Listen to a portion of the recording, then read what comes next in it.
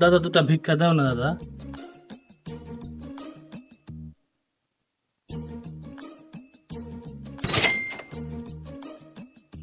আল্লাহ তোমার ভালো করুক।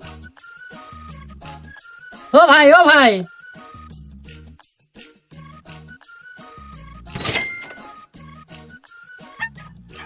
আল্লাহ তোমার ব্যবসায় বরকত দেখ। ও ভাই, আবার কি হলো দাদা? শোন শোন। কি দাদা কি হলো?